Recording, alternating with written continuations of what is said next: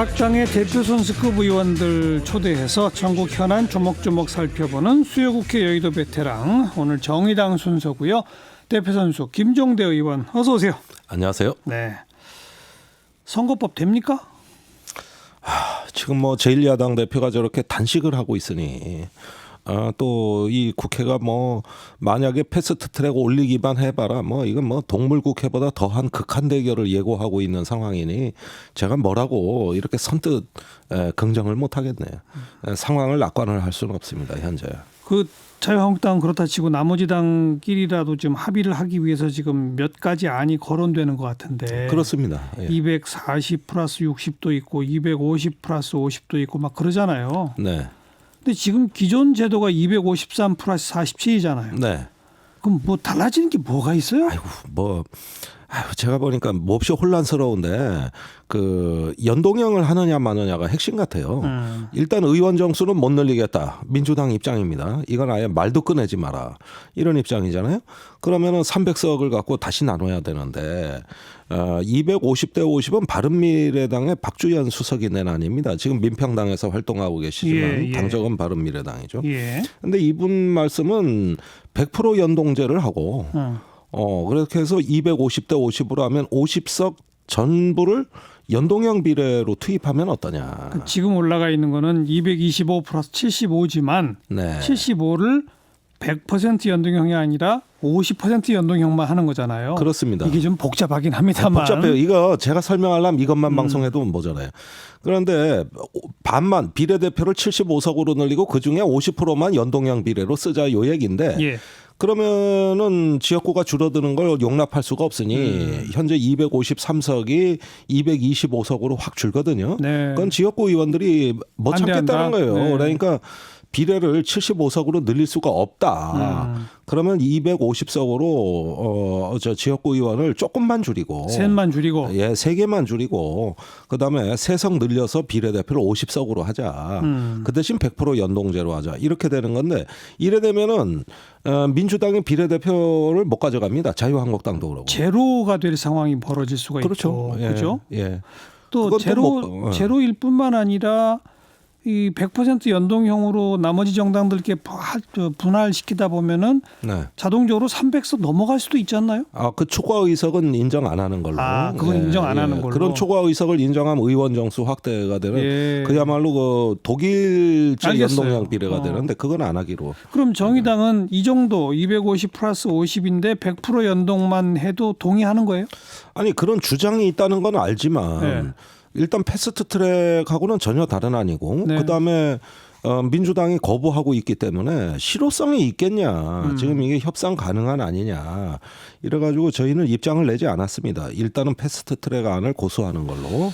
일단은. 근데 좌우간에 자유한국당까지 다 합의를 못 이끌어내는 한 4 플러스 1에서 합의안을 만들려면 제 눈에 보기엔 225 플러스 75 원안으로는 지금 안 되거든요. 네.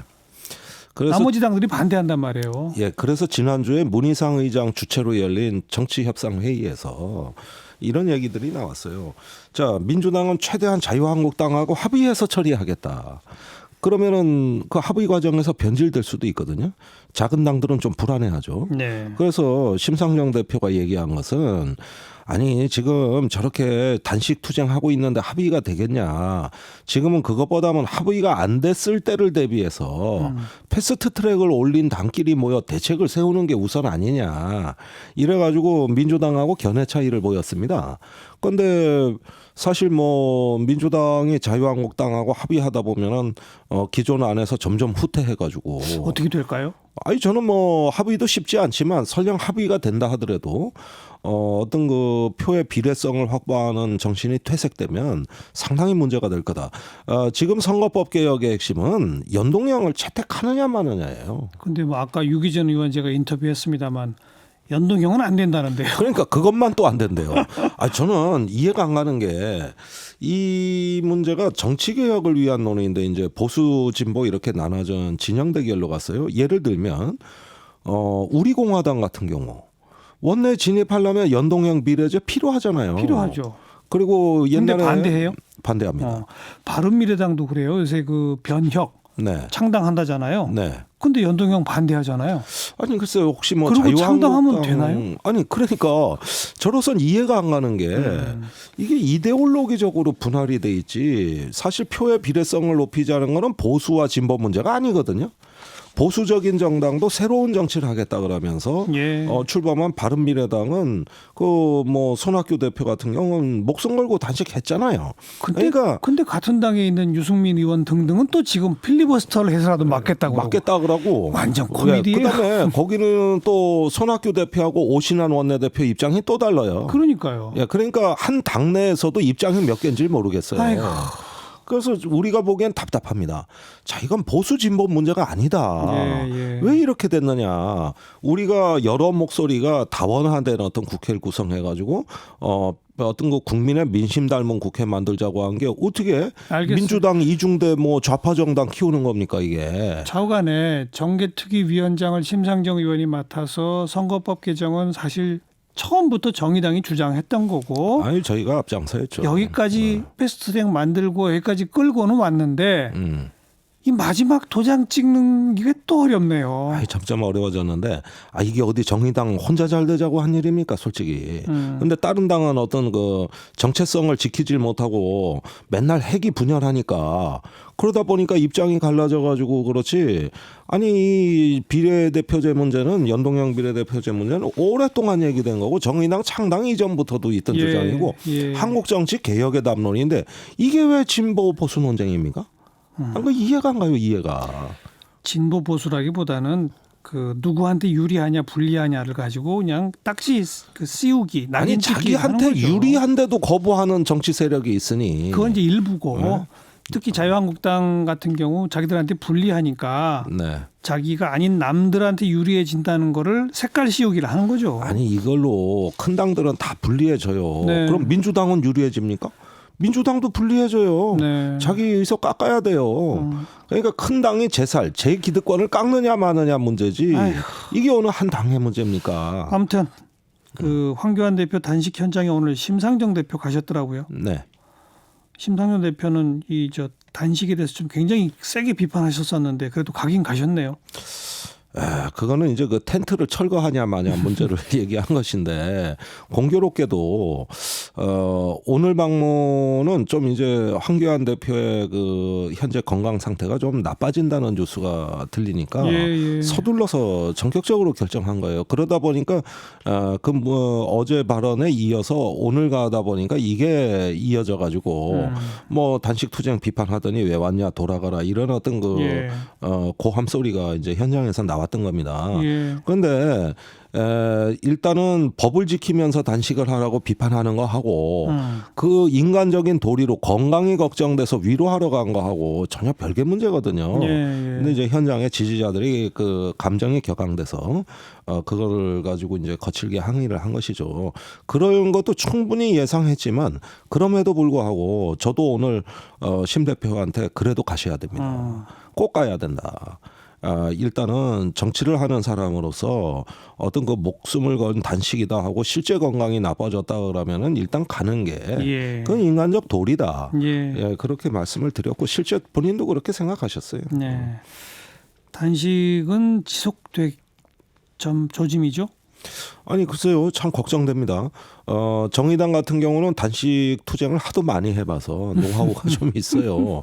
그리고 뭐 저기 최장기 정치인 단식에 기록 세운 게 심상정 대표예요. 과거에 그 이명박 정부 시절에 최장기 단식도 기록도 갱신했고 그러면서도 이렇게 어떤 그 건강을 유지할 수 있도록 자꾸 운동을 하면서 소금물도 섭취하고 이렇게 어떤 그 식사를 안 하고도 에너지를 이렇게 유지할 수 있는 이런 노력을 해야 단식은 되는 거지. 기간을 연장할 수 있는데.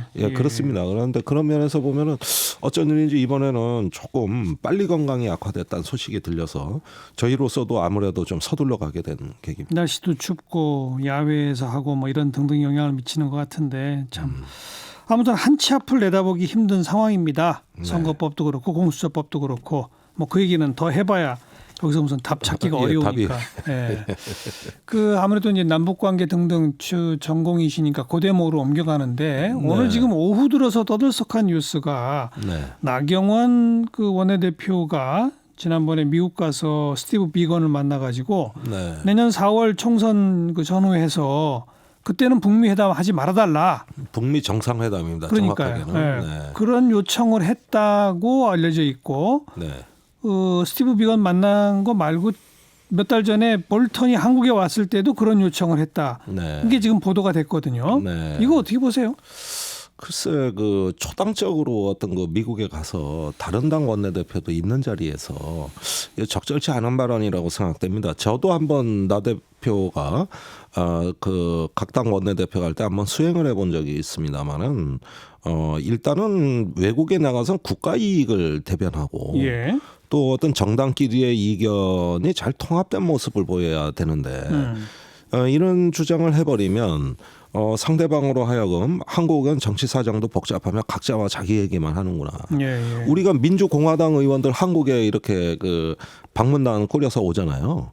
딱 한국의 비행기에서 내리는 순간 철저하게 자국 이익을 대변합니다. 예. 지금 뭐 공화당 정부라고 그게 해도 너무 뭐 당연한 거죠. 민주당도 절대 딴 말하지 않아요. 예.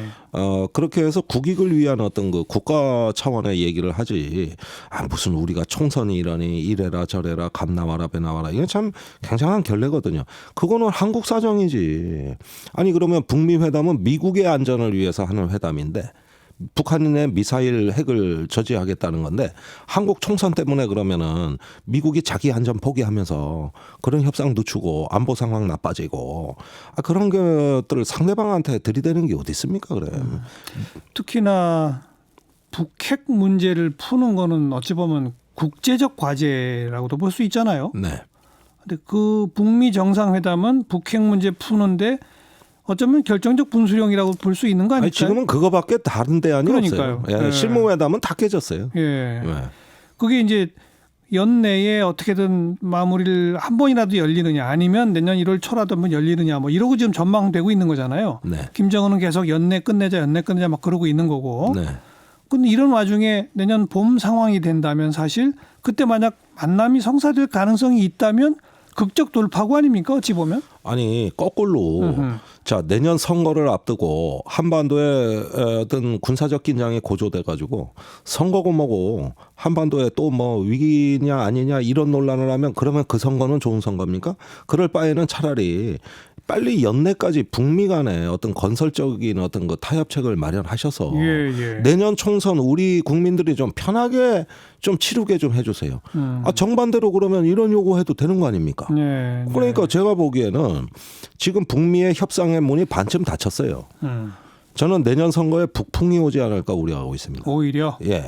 지금 김정은 위원장이 저 웅진반도 섬에 와가지고 해안포 사격을 지시하면서 9.19 군사 합의를 깨겠다는 신호를 보내고 있어요. 깨겠다는 신호가 아니라 깨라라고 지시한 거잖아요. 그게 바로 그잖아요. 그게 바로 그겁니다. 네. 그러면은 지금까지 한반도의 군사적 긴장을 막아왔던 그 방파제는 누가 뭐래도 9.19 군사합의입니다. 그러니까요. 서로 지켰어요. 예. 그런데 이게 이제 교란되기 시작한다 그러면 굉장히 그 긴장도가 높아질 건데 그러면은 뭡니까? 올해 연말까지 그 북미 간의 협상 안 되면 9.19 군사합의도 어떤 도미노처럼 이제 와해된다면 내년 1, 2월 이것도 안보 위기 속에서 그러면은 선거를 치를 수 있다는 얘기거든요. 네. 그런데 아시다시피 1, 2월이 아니라 4월 되면 또 매년 한미 훈련 또 하는 시기잖아요. 뭐 그거는 많이 지금 조정돼 있습니다. 근데 또 이 북한이 저렇게 나오면 또 여기서도 훈련 다시 해야 된다고 얘기가 나올 것이고. 아이고. 악순환이 될 수도 있겠네요. 그러면은 한치 앞을 내다볼 수 없는 파국적인 불안과 혼란의 시기인데 그러면서 안보 정책 실패 책임론이 등장하게 되는데 그걸 바로 우리가 역대 선거에서 겪었던 북풍이라는 거예요. 네. 그런데 일본도 그때쯤이면은 그 강제징용 문제가 해결 안 되면은 한국에 대한 압박을 강화하는 또 남풍이 붑니다. 미국은 방위비 분담금 갖고 압박을 넣는 동풍이 붑니다. 네. 산풍이 부는 거예요. 그런데 이럴 때일수록 각국의 지도자가 빨리 결단을 내려서 더 이상의 파국을 막을 수 있는 어떤 그 높은 수준의 평화 리더십을 요구하러 간 겁니다. 그게 미국 방문 목적이에요. 그렇죠. 그런데 지금 이 얘기는 한반도 위기가 이렇게 일어날 조짐이 있는 걸 방치하라는 얘기 아닙니까? 만나지 말라는 얘기는. 지금 이거 풀 수 있는 수단은 북미 정상회담밖에 없어요. 오로지 이제 탑다운 방식 외에 남아 있는 게 없거든요. 근데 그걸 하지 말라 그러면은 뭐 북한이 그때까지 참을 살 나라도 아니고 그건 굉장히 어려운 가운데서 자유한국당은 좋겠죠. 또 북풍 선거를 치를 수가 있고. 아니 자유한국당이야말로 여태까지 북한이 없었다면 선거 어떻게 치렀나 싶어요. 그럴 정도로 안보 이데올로기로 정치적 자산을 형성한 사람들이 북미가 만나는 게 좋겠습니까? 눈에 가시지. 북미가 만나는 걸 눈에 가시로 여긴다. 아니 처음부터 반대했던 분들이에요. 예, 북한의 비핵화가 전제되지 않는 한 북한과의 어떤 협력 또는 체제 보장이라든가 상응 조치 그 자는 걸 반대하는 당이 자유한국당인데 그런데 그런 거 북미 간에 만나면은 자유한국당 입장에서는 이것은 뭐 북한에 말려드는 거다, 양보하는 거다 이러면서 또 몰아붙이고 이렇게 해가지고 지금까지 줄곧 발목을 잡아왔잖아요.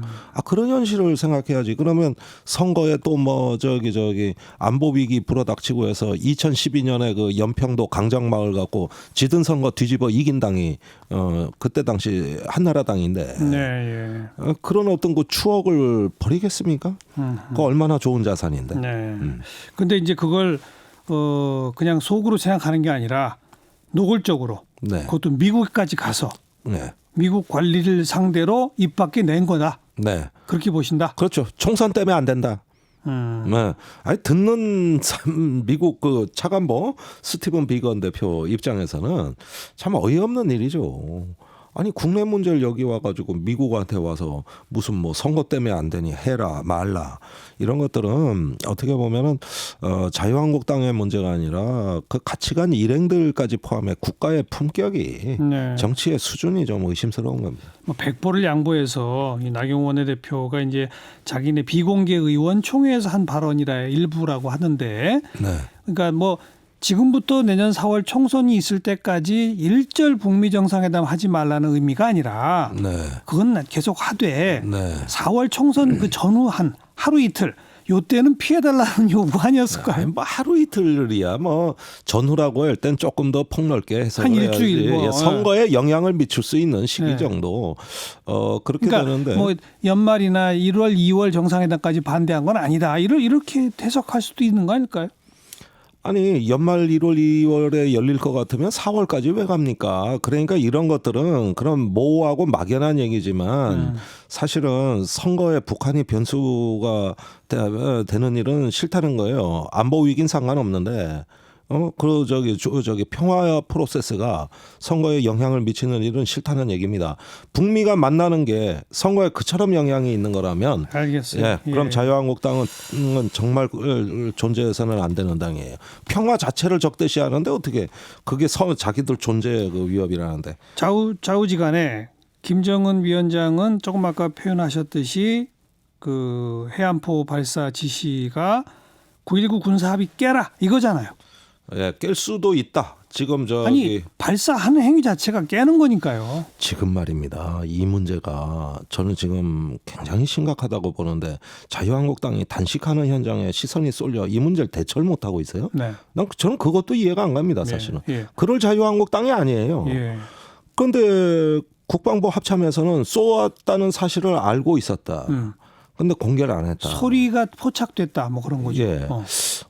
이거 심각한 문제인데 이거 진짜 여태까지 있었던 안보 문제 중에서 가장 다루기 고약한 그런 어떤 그 상황입니다. 그래서 이걸 제가 보기에는 왜 그런 문제를 좀 있는 그대로 일단 밝히고 빨리 북한의 어떤 입장을 표명하며 대책을 세워야지 저렇게 우물쭈물할까? 저는 그게 좀 이해가 안 가요. 그러니까 이게 좀 맥락을 제가 정리해드리면 청취자분들을 위해서 23일이라는 거죠?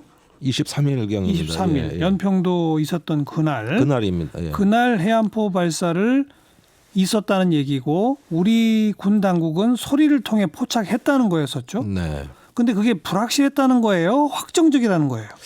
그러니까 그게 좀 애매하죠. 이게 그다음에 북한이 북한 자체 언론을 통해서 노동신문. 이런 식으로 했다라고 공표를 하니까 네. 그때서야 확인하고 북한에 항의했다 이거 아닙니까? 그래서 네, 왜 늑장 항의를 하느냐 이거잖아요. 예.